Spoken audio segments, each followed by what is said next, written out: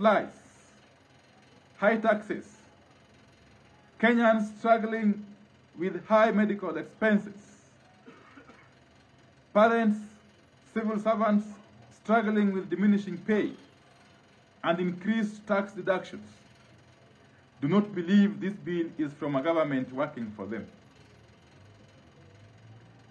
They do not believe anyone living in this country can come up with the raft of taxes contained in the Finance Bill 2023. Our parliamentary group has also taken an extremely dim view of the arrogance with which the Kenya Kwanza administration wants to take billions out of the pockets of some of the poorest people in this country, while expecting them to cheer. Kenya Kwanza's position on the finance bill is take or leave it. We take the position that the budget proposals offer completely no support for working people and upcoming businesses.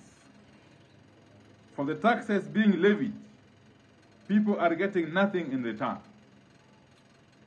We oppose the burden being imposed on working people through reckless measures like house levy, income tax, and taxes on per diem. We oppose increased taxes on startups and small businesses.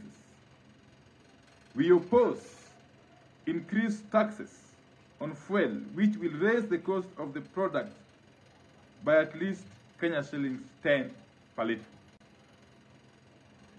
Azimio is of the view that this finance bill takes us back to the 1980s. It takes us back to the era of cost sharing in public institutions. It takes us back to the era of structural adjustment programs. It takes us back to the 1980s because the people who were in charge back then are in charge today. It is our position that in the long history of budget making in this country, never has a regime tasked our people to sacrifice so much by way of taxes for so little by way of gains. We have refused to sit back and watch as Kenyans are being harassed to fix cash crunch caused by economic mismanagement, wasteful spending, corruption, and skewed and incompetent hiring into critical public positions. We reject this backward march. We reject the finance bill in total. We reject excess taxation to finance wasteful expenditure. On reorganization of leadership, it is our hope that the media fraternity and Kenyans at large recall that at our last meeting, we recognized the resolutions of our affiliate party, Jubilee, reached at the party's special national delegates convention, including the change of leadership. We said those changes must be taken as final and must be respected and enforced by the office of the Registrar of Political Parties.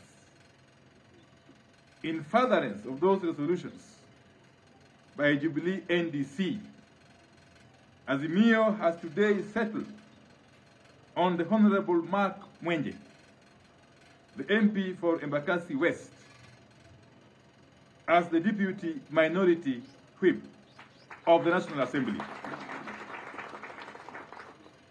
Honorable Mwenje will be taking up the position that was left vacant upon the removal of the Honorable Sabina Cheke about a month ago. We recognize Honorable Mwenje as a committed, consistent, energetic, and youthful fighter who has shown the way to stand up for the people and the party. We have no doubt that he will prove equal to the task. We reiterate that Azimio will do everything possible to protect affiliate parties from heinous attacks emanating from the Kenya Kwanza regime. We will do whatever it takes to protect multi-party democracy, for which many Kenyans lost their lives. On the joint bipartisan talks, the PG received a briefing as follows: that Kenya Kwanza has offered that the joint co-chairs should write to the IEBC selection panel requesting them to halt the process for about 21 to 30 days. To preserve the IEBC's presidential election servers, the Kenya Kwanza side has expressed willingness to co-author a letter to the IEBC reminding them of their legal obligation to preserve the presidential election servers and the data contained therein. Kenya Kwanza has asked that the co-chairpersons meet to discuss and write the required letters so that the joint bipartisan talks can continue. With regard to interference in Jubilee, the Kenya Kwanza has indicated willingness to commit in writing to respect the ruling of the political parties' disputes tribunal, confirming the Jubilee Party leadership. They have no offers on lowering of the cost of living because they are married to the finance bill, and we have a plan for the bill. The PG has noted the two concessions made by Kenya Kwanza. It is, however,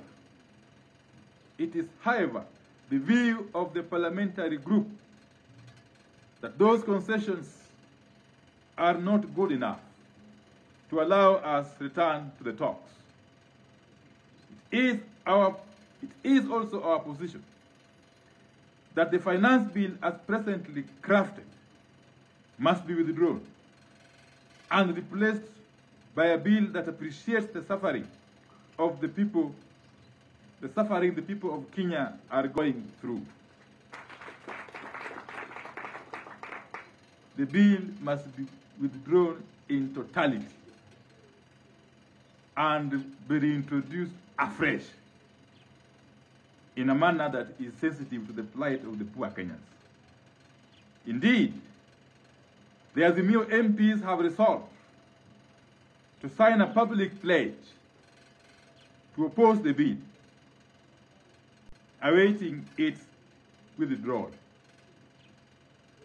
Indeed, many other MPs, other than those from Azimio, are equally prepared to do this. It is our resolution that other than merely committing not to interfere in the affairs of other parties, Kenya Kwanza must agree that all Jubilee MPs, and indeed any other MPs, who have defected to Kenya Kwanza, in essence, have to face by-elections in line with the Constitution of Kenya. Until all these are agreed upon, the joint bipartisan talks remain suspended.